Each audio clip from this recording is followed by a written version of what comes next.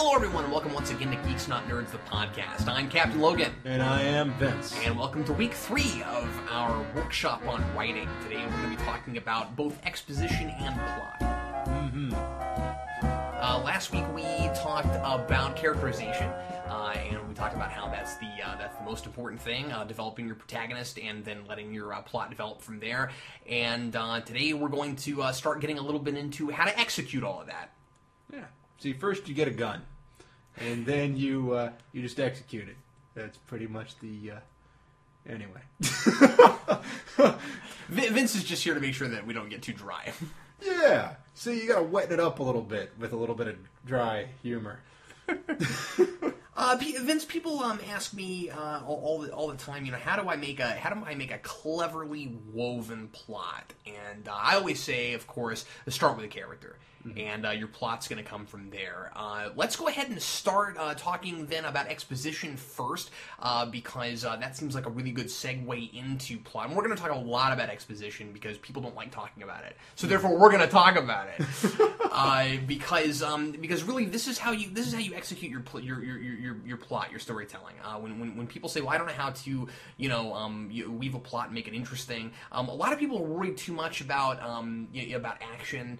You know what I mean? About making things, big and heavy and interesting, but they don't really understand what interesting is, I think, sometimes is the problem. I think people get caught up in the idea that a plot or that an intricately woven plot is pretty much a string of events that lead to an ending. They get hung up on what happens as opposed to who's doing what happens. Right. Mm-hmm. And what's more important than what happens is why people are making the decisions they're making. Motivation is important, all that kind of stuff, and all that goes into plot. And so let's talk a little bit about exposition to get going into all this. And the first thing I want to talk about is your first paragraph, because that really sets up your whole story. And like I said last week, the old adage is that nobody wants to read your story, and so you want your first paragraph to change their mind. And the way you do that is, first of all, you start in the middle of the action. Well, what does that mean? You want to start with the breaking of the status quo while simultaneously letting us know what the status quo was. You do all that in the first paragraph. More should happen in your first paragraph than should happen in your whole first page. If that makes any sense, really it should. And what I mean is, I don't mean that more story and more plot should be told. I mean more should not physically be going on, but more in the narrative should be going on in that first paragraph. That first paragraph has to work really hard to get us involved. You know what I mean? And so you've got to put more heart and soul into that than you will in the whole rest of the thing, because it's the hardest part. The hardest part is really setting us up and getting us in there. My recommendation is, write your first paragraph. Don't fret about it too much. I think that you should write your first paragraph and keep moving on, and then you can come back and say, okay, what did I really need to do? What am I missing here? Yeah, no, that's a really good point, and I do that all the time. In fact, a lot of the time, the very first and the very last thing I write is not the very first and the very last thing I write. What I mean is what ends up going in those two places very often is something that I put in later, after everything's together, because you're going to have a much better understanding of what your story is and who your characters are by the time you're finished writing the thing, and so you're gonna understand a lot better what your reader needs to know at the beginning. And that's really important. So, sorry, go ahead. No, there's a lot of people out there that when they sit down to write something, they know what's going to happen, but they don't actually have everything plotted out. They don't have everything completely done before they start writing. It's more of a free-flowing concept. Yeah, well, and you don't have to. And sometimes it's better not to. It just depends. And also keep in mind, let me just say this real quick, of course, like I've said before, that I'm coming at this really from the perspective of short story writing. So it's a little bit different when you're writing something longer, or when you're doing a play or a movie or something like that. But even still, the details that we get at the beginning are really important to get us going. First sentence, first paragraph, you're trying to get your exposition out there, but you're trying to engage your reader at the same time. Well, the most important thing is that you, like I said, make the reader care about reading about this protagonist, this person that you're writing about. The best way to do this, in my opinion, is to tell us something unusual and unique about the person. Mm-hmm. Something that's going to immediately separate this person from anybody else you might read about. He is always late. He sleeps with scorpions. He killed a man 20 years ago and he's still paying for it. I can't believe that he would sleep with an entire band. That's ridiculous. He's never had a job in his life, but now he's running a Ferris wheel. You open the story up with that break in status quo. And that's the thing.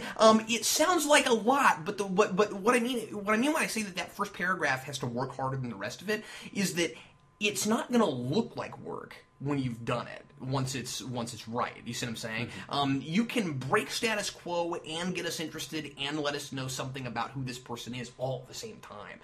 With just that opening that opening first sentence or two. Like I said, he awoke and found himself sleeping with scorpions. Okay. Well, that's silly. But I'm saying, this automatically breaks status quo, assuming that he doesn't always do this, and it's also interesting and weird. And not that everything always has to be weird. I'm just saying that, unique. Yeah. I mean, if you don't try to shake things up a bit in your first paragraph, what are you going to end up with? I mean, essentially, you're going to end up with a guy wakes up in the morning. He has coffee and a bagel. And then he goes to work. And then he comes back from work and he goes back to bed. Yeah, and that's really important that you don't do that because that is just status quo. Yeah. You got to break it right off. I mean, as you guys as a reader, what are you going to do when you pick that up? You're going to put it back down, right? Because why do you care to hear about a guy eating a bagel? Because you could do that in your own time. Well, that's not interesting. I don't care about that. Yeah, and you know how last week I said write what you know? Mm-hmm. It's also not a bad idea to write what you like. That doesn't mean that you want to try to copy people that you like. We've talked about this. That's a bad idea. You know what I mean? You don't want to go, I love this book, so I'm going to write something just like that. That's not what I mean. What I mean is, and this goes along with what you were saying, if you would put it down and you're the one writing it, okay, then you shouldn't be writing that. You should come up with the thing that you think would keep you reading. So write what you like. Yeah, and even so, sense, that could even be fixed in a rewrite. I mean, oh sure, yeah. Well, and you're making a really good point with that. Mm-hmm. That don't get bogged down and too heavy with all this. And I'm glad you brought that up because I'm making it sound really really complicated and. Yeah. That's because it is. You know what I mean? Like it is. But people are so afraid of rewriting things. And we'll probably talk about this some in week 5. But yeah, I mean, people get so when they finish their last sentence, they want to say, "I'm done with this." Mm-hmm. But you're not done at the beginning when you've done just one draft. Yeah, there's still people to read it and see what you have to say in our part 5. So. Mm-hmm. But that's one of my big problems, that I have trouble getting started with certain things because I get hung up where does this need to begin, and then instead of starting it and writing it and then saying, oh, okay, I know where this needs to begin, and afterwards I say, well, where do I start? What do I do now? So you tend to start grinding your own gears and working against yourself at that point, and that's the only reason I'm bringing that up. Yeah, let me use this metaphor for you. You can't fold a blanket without a blanket. Right, that makes sense. You can't you can't edit a story if you don't have a story, and so you can't play with it, you can't work with it. You need some clay. You need to now that I'm mixing metaphors, you need to have that foundation, and even if it's bad, if there's something there that's working, then you can add more that's working, and then you can add more that's working, and you can keep taking away what's not working. I think part of the problem is that people get this idea of an outline in their head, like this is my plot, this is my order of events, and this is what I need to work with. Yeah, and we'll get there in just a few minutes, because I've got some material about that. Okay, every sentence, and this is really important. Every sentence should propel us logically into the next sentence. That might sound obvious, but this is very difficult for a lot of people. You need a logical progression. It's just like writing a paper. So you want to make sure that the very next thing you write follows the last, and that it's relevant to the last. And that's why we have paragraph breaks. Okay, so when you're ready for a new idea, that's when you have a new paragraph. So when you're writing, and again, you start this with your first paragraph, and it's going to go through your whole story. If you get this right in your first paragraph, it's a lot easier to keep going with it. Okay, so if Jerry walks into a room. What's the very next thing that Jerry's going to do? And then what's the very next thing that he's going to do? And if it's not, a person doing an action, maybe it's a thought process. And it's really important that if you're doing thoughts, that your character's thoughts are a logical progression from one thought to the next. That's something that I like. As you say, write what you like. And when I write something like that, I like to be in scene. I don't like to be wandering around in some information-based, this is part of our reality and this is something you're going to need to know. I like to be in scene. I like to, show instead of tell. But when I'm writing something, my characters are in a very specific place for a very specific reason. There is a reason why this is being shown. There's a reason why this guy's here, and there's a reason why he's saying what he's saying. Let's go ahead and get into that, Vince. The idea of showing and not telling. Mm-hmm. That is what we like to call a cliche, right? Well, yeah. Show don't tell is a cliche, and it's also not altogether true. It's more complicated than that, but in some ways people also overcomplicate it. So let's break it down a little bit. Instead of thinking about it as show don't tell, it's better to think about it as tell what's necessary concisely and show what's interesting. Sometimes, and not just sometimes, often, telling is necessary, okay? There are going to be some things that are necessary for us to know, but aren't very interesting. So if you waste a lot of time with it, and you lay it all out, and you throw it in scene, and you make a really big deal out of it, it's going to slow down your pacing, and it's going to make your character less compelling. So if we need to know that your character has a really mundane, regular-looking 12-inch old tube TV, tell us that, but don't spend a million years describing it unless for some reason that's really important. Yeah, I think part of the issue here is that when they say show don't tell, what they really mean, and they don't say it, but what they really mean is that show what your character's feeling. You don't want to sit there and just describe this character. Oh, and he saw his sister think he was angry, and he was so upset that he did this. You see, that's what you need to do, is that he did this. You don't need to tell us that he's angry, because his activity should show us that he is angry. That's right, yeah. So, if it's background stuff, and we don't need to know every little detail of it, don't give us a flashback, don't spend 3 paragraphs on it, just tell us, Jerry used to be a DJ. Maybe we need to see that, and maybe we don't. It's a judgment call. But if it's not working in the story, then you fix it, and that's why you do rewrites, like you said earlier. If it's more effective to be shown, again, show it, don't tell it, but don't do both, just like you said. Don't say, don't have Larry yell and then say he's angry. Yeah. You see, that's one of the reasons that I get really upset with a lot of comic books, especially people that are trying to write in an older style, because it's a visual medium, and they're showing you what the character's doing, but then they have this text box that's telling you what the character's doing, and that's absurd to me. Granted, we're talking about narrative right here, but that's a narrative. But yeah, we're talking about mostly prose. But no, you're right. That's problematic. But people do it in short stories all the time. Here's the thing: if you can do this, you'll write really good comic books. That's that's part of it too. I mean, a quick little acknowledgement of it is when you write prose, you learn when things need to be described. And when you write scripts, you learn when things need to be, just on screen. Mm-hmm. So not everything needs to have a soliloquy attached to it.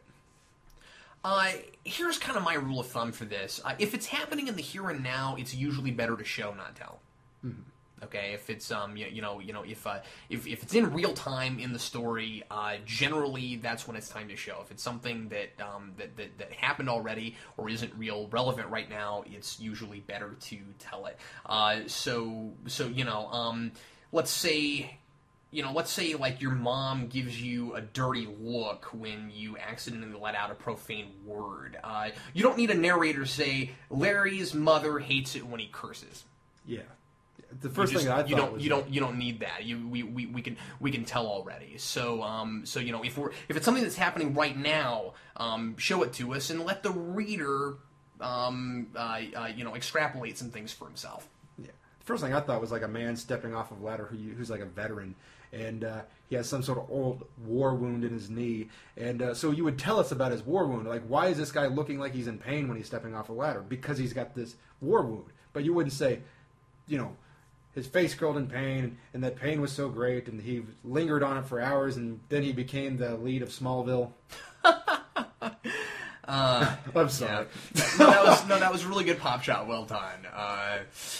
Again, it's a little bit complicated because you could take what I just said as a rule of thumb and go, oh, okay, so anything that's happening right now, I should show. No, that's not entirely true. What you want to do is figure out again what's relevant and what's natural. Okay, you want to be you want to be natural in your description. Think about human observation. Okay, think about what you notice people doing and what would be interesting to and relevant. What you would take from that, put it in your story. As opposed to telling us things that we don't need to know about. For example, you don't want to you don't actually want your characters to say everything they would say. People think, oh well, if a character is talking, we need all the dialogue. No, we really don't actually. Believe it or not, and this is something that a lot of people have a tough time with, especially people that are really into trying to write scripts for movies and stuff. Real life sometimes just not that interesting. Okay, yeah. So here's a good for instance.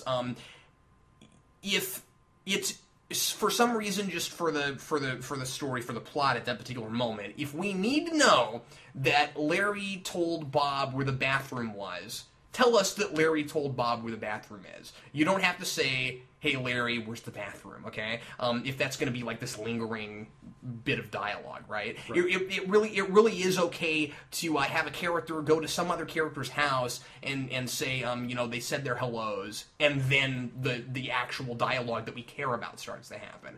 How many times, Vince, have you read, especially when we were in college reading peer stuff, how many times did you read people's stuff where they spent lines and lines of dialogue talking about mundane stuff where they never get to anything of substance and it's not furthering the story?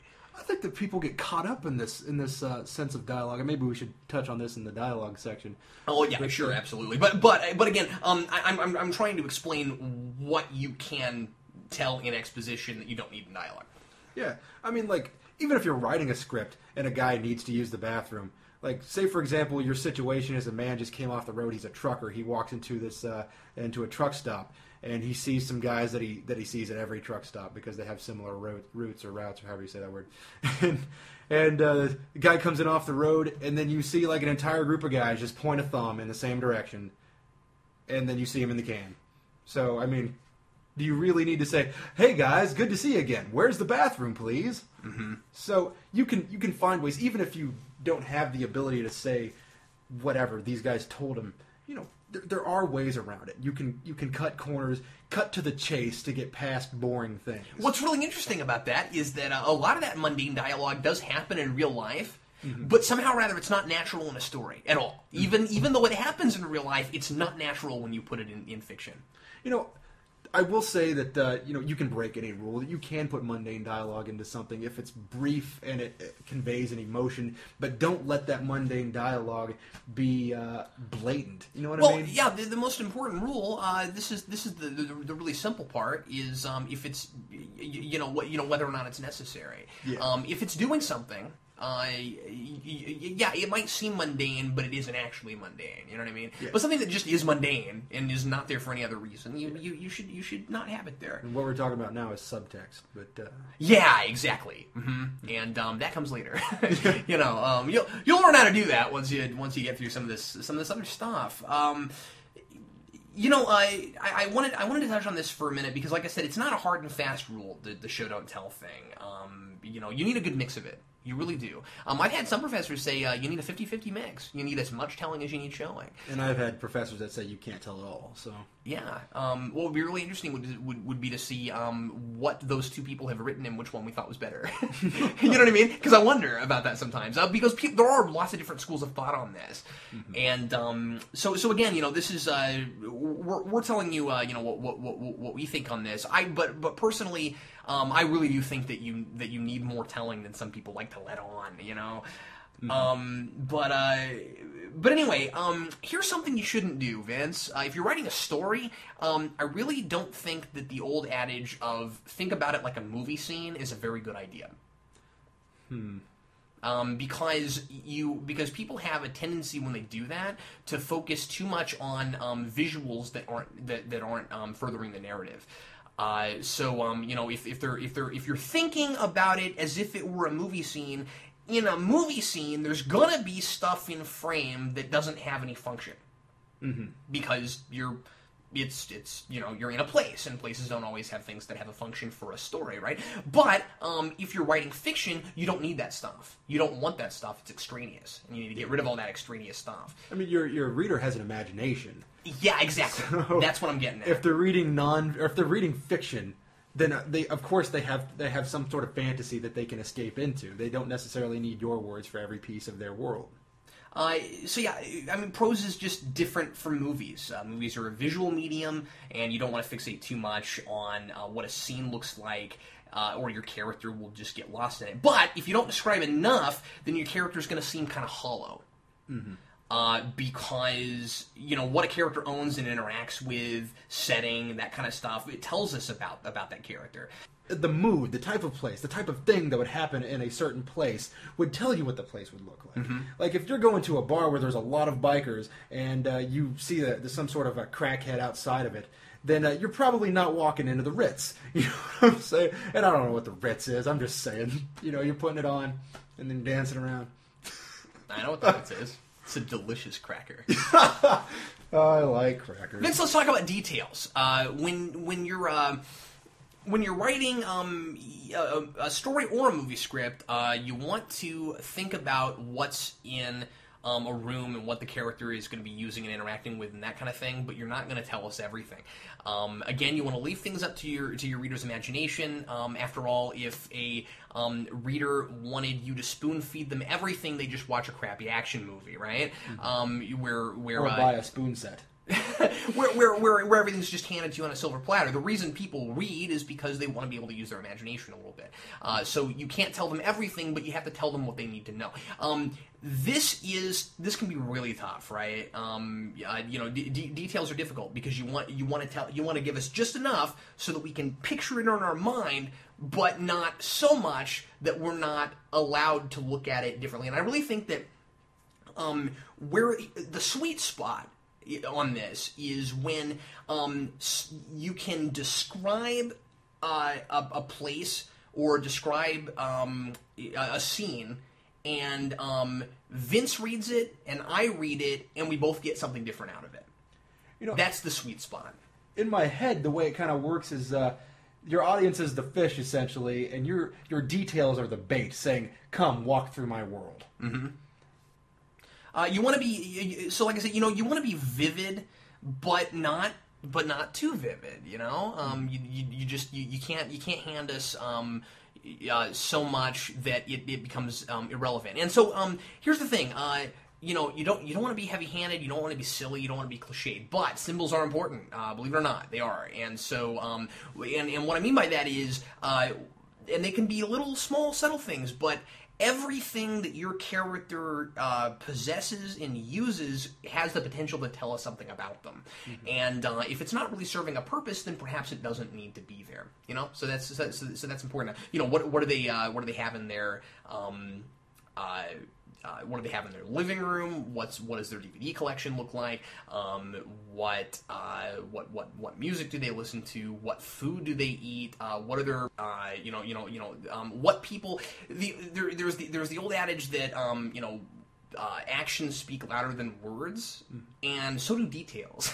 Yeah, well, here's the deal. If you're having a movie about or if you're having a novel rather about to say international espionage, hoo-ha, whatnot's going on, big world things, you're probably not really going to care what's in the guy's DVD collection. But you're looking for something relevant. But say you have a movie. Oh, but you about might. Yeah, well, you might. It just depends, yeah. But say you have a movie about like a record store owner, and he has this expansive, like huge knowledge on records. So what's in his collection? What's he like? Does this? Are we looking at this guy like he's a hack? Mm-hmm. Does he really sit there and secretly enjoy Nickelback and Creed? and maybe even he really is some guy who's a big connoisseur of music. But what's his movie collection like? So maybe we're looking at this guy as if he's not a completely well-rounded person, even though he seems to be an expert in a particular field. And it's about what details you get in the moment, right? I don't mean that you need to make yourself this big laundry list, or that you need to give us a big laundry list, because that doesn't work. It won't be important at that moment. But what I mean is, if your protagonist is having a conversation with someone in their living room, and you describe something hanging over that guy's fireplace that might somehow be relevant to that conversation, that's going to tell us something about him. And so you insert those details when we need them, and that's how you make it art. As opposed to just letting us know and then having things happen. Yeah, you don't want it to be this flood of knowledge, So anyway, and avoid abstraction. Always avoid abstraction. Try to give us very vivid details, and it's not enough, because it doesn't make your story very very credible if you say something like Bob listened to jazz. Don't just tell me jazz. Give me a person. You know what I mean? Give me an artist. Tell me who he's listening to, because that's a pretty big blanket statement, and it tells me that the writer doesn't know anything about jazz. Yeah, there are some things that when people say this guy liked this or hated this, that it's such a big genre, or it's such a big philosophy, or whatever it happens to be. That say he was into philosophy. Well, my God, there's a whole lot of different kinds of philosophy we're talking about. Yeah, here. if you tell me who his favorite philosopher is, that's going to tell me a lot about him. If you say he was into Descartes, it's like, oh, he's a rationalist. Okay, we get that. Mm-hmm. So the problem is where is it that this becomes relevant? I mean, we sit here and we buzz around. We say we need to talk about what is relevant. Well, how do we know what's relevant? Oh, are you asking me? Well, I'm just throwing an idea out there, and I think that really, if I can answer my own question here, I think that it does come through character. What's the character doing? What's the character about? What do we learn about the guy? And then we talk about the plot through him. So what's relevant? And all the stuff we talked about last week, and this is how we get into plot, okay? Mm-hmm. Plot exists so we can learn about a character. You want your protagonist to drive your plot and not the other way around, just like we said last week, okay? Mm-hmm. And so, remember all the stuff that we said in week 1 and 2 and about characterization, because this is how your plot's going to come out, and this is how we're going to know what details are going to be relevant, okay? Mm-hmm. What does your character want? What are the obstacles in gaining it? Does he achieve it? What does he learn? That's all plot is, mm-hmm. right? That's all it is. And so by having those elements, it's going to be a lot easier for you to decide in the moment what objects, what details, and those sorts of things are going to be relevant for you to achieve that goal. So maybe when people ask us how do you create an intricately woven plot, the quick answer is to tie your plot and characterization together. Yeah. Make it right at the hip. And do everything you can not to be cookie cutter about it. It's very easy to think plot over character, because plot's fun. That's the problem. Is that it's really fun to sit around and think, okay, what kind of plot twists can I come up with? You know what I mean? Mm-hmm. Never think about it in terms of plot twists. Okay, it's a really bad idea, because okay. You want to be unpredictable if you can. You don't want your story to be too predictable. But Vince, I would wager that if you think about it in terms of I'm trying to make an unexpected plot twist, you're actually more likely to be really predictable. Mm-hmm. Because you're probably going to think of all the plot twists you've seen and all the stuff you've ever watched, right? So you can be like, oh, well, this is that really unforeseen thing that you throw in the middle of here. Whereas if your plot twist, air quote, comes from your characterization, that's a lot less likely to happen. If you're having your character, okay, here's what you want to do. You want to make your character somebody who we come to really know, so that we know them so well that you can surprise us by having them do something we wouldn't expect them to do. You see, part of the That's issue how you throw us a curveball in a story. Yeah. But you need to make it, your story, if you're going to have them do a curveball here, which is essentially them making a choice. That's it. And so therefore your story is about what is it that leads up to that guy making the choice that he usually wouldn't make. Yeah, and if we buy it, if we buy the motivation, this is the time that he does it this other way, then it is unpredictable, and it's also satisfying. I mean, that's much more satisfying. Is much more important than shock value, right? Yeah, I mean, if you make it organic, then if you make it natural, organic, whatever the word is, you see, I keep thinking about something like Lethal Weapon 3. Interestingly enough, okay, I was just talking about that today. And in Lethal Weapon 3, what happens to the guy? What happens to Danny Glover's character? Well, something bad happens to a kid, or he kills a kid, or something to that effect. So now he's a loose cannon. He's got to figure out. He effectively becomes what Mel Gibson's character is, and that's a problem for me because it's not organic. He just suddenly decides to be something else. Yeah, doing something we wouldn't... That's a really good point. And doing something that we wouldn't usually do is not necessarily against character, right? Real people do this all the time. Why would a person do something they wouldn't usually do? Well, they might lie to get something that they want. They wouldn't usually lie, but in this circumstance, they feel they really need to. Maybe there's peer pressure. Yeah, that that can make you do things that you wouldn't usually do, or maybe you would do something you don't want to do for the sake of someone else. You think that you're going to save this person by doing this thing that you usually wouldn't do. That sort of thing. There are certainly ways to make it work, and of course, your opportunity for change can do this. You get to that point of the story where the character makes a choice. I've decided now I'm going to be this way. And so then they make a choice, good or bad. You know what I mean? And I think real people do this all the time, act contrary to their, to the way they really want to be, and or the way that they always have been. People do this. It's not necessarily out of character for a person to do this, but we need to buy it, and you need to keep your character as sympathetic as you can. Yeah, fiction mirrors life, but and life in some ways mirrors fiction, but you don't want it to be exactly the same way. There are erratic things going on in life that you can't put into a story and make somebody believe it. Like, I think I said this last time, actually, maybe. But the idea of there was this couple who meets and then they get married, and then some guy walks in and shoots them at their wedding. I read a story like that. Nice girl that wrote it, but she wrote the wrong story. Because we should have been talking about why this killer has this motivation to kill these people this entire time. Yeah. And if the motivation wasn't to kill them, well, then maybe the story was just something that was flying by their wedding. And see, the point of the story that she was trying to write was that life is random. Well, write a poem or a paper, because life is random. Yeah. To the guys that got shot.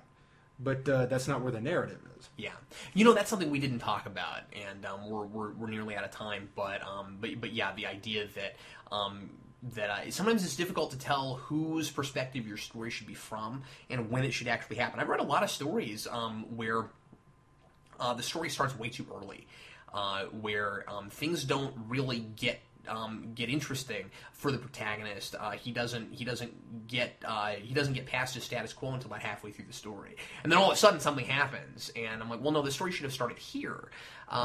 Surely you've read this.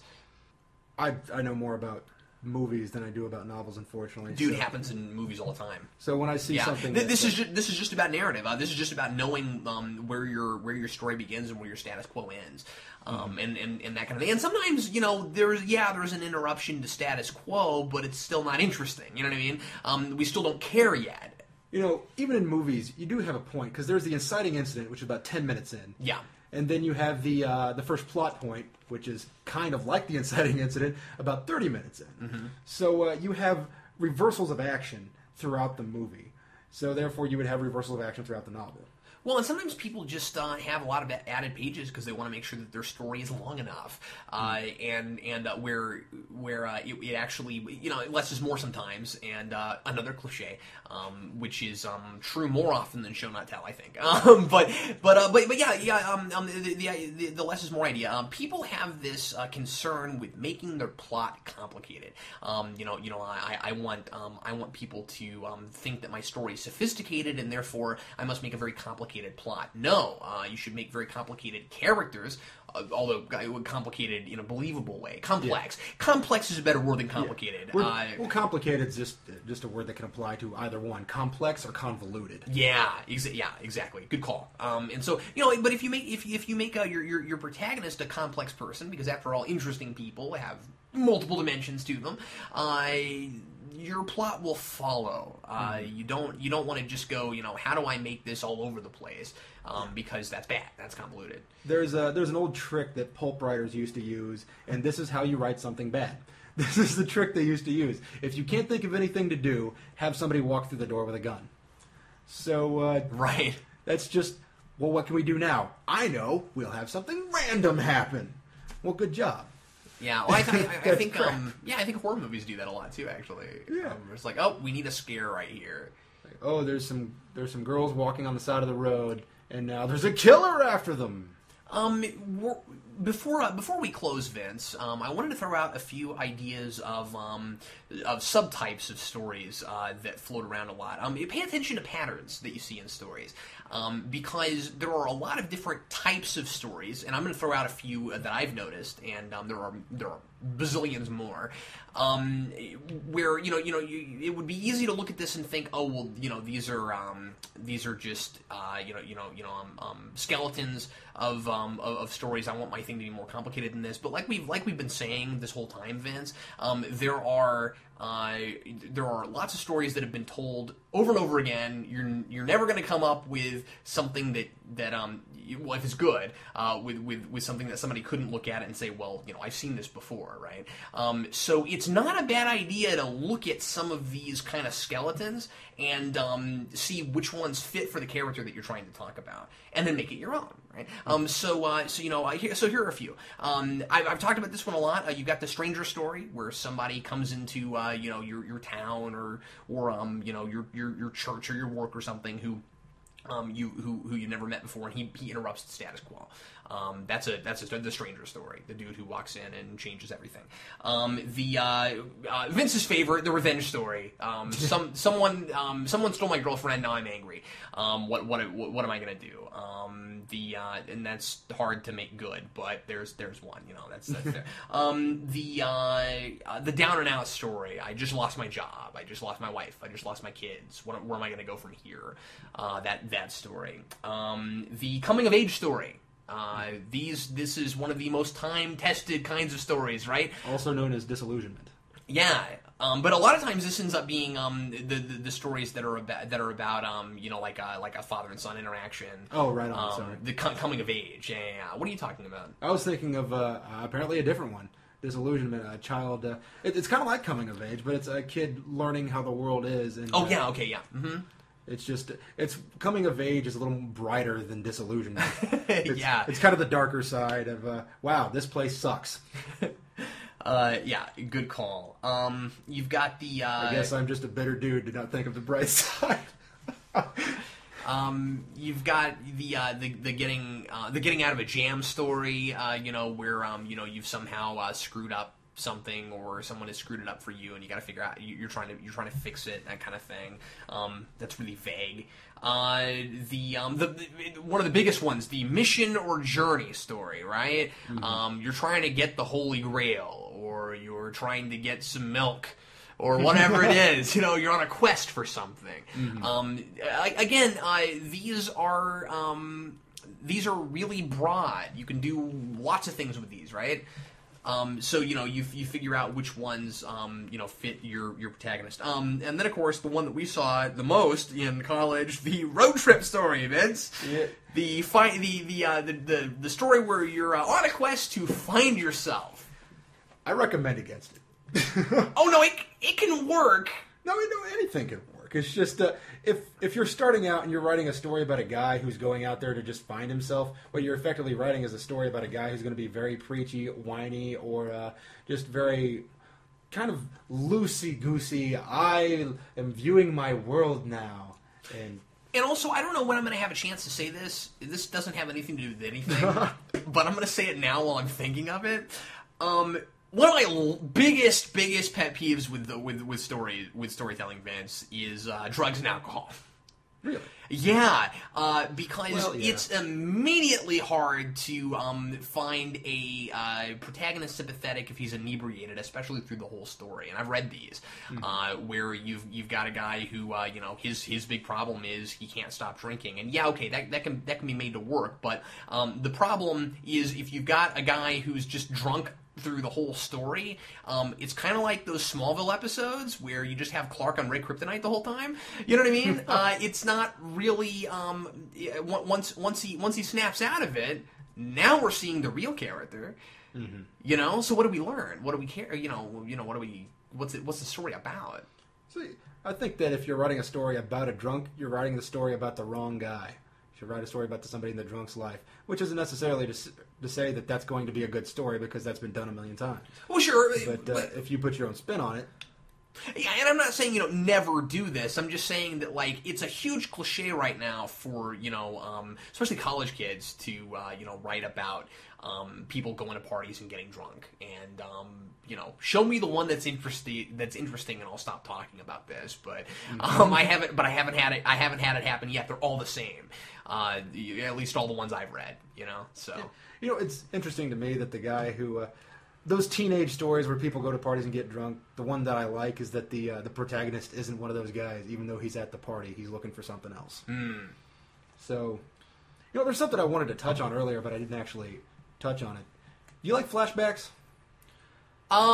Not always. I thought we'd talk about that a little bit more with the dialogue section, just because we're almost out of time. But yeah, they can be made to work. It just depends. Let's do a section on it next time, because that's going to be a big topic, I think. And yeah, we just didn't have room for it this week. Yeah, I just thought it would be nice to say that telling when it's necessary can prevent you from having an extended and boring flashback. Well, and when I'll throw this out there real fast. When you're talking about prose, sometimes it's pretty easy to mask a flashback. You don't always have to be like, and now I see the watery edges, and it's a flashback. You can certainly. You can certainly have this moment where your character is reliving a moment in time. It's where it's not actually a flashback, but it's relevant to something going on at this very moment. And I've seen this done a lot in short stories. And when it's done well, it's not easy to do, but it's a really great tactic.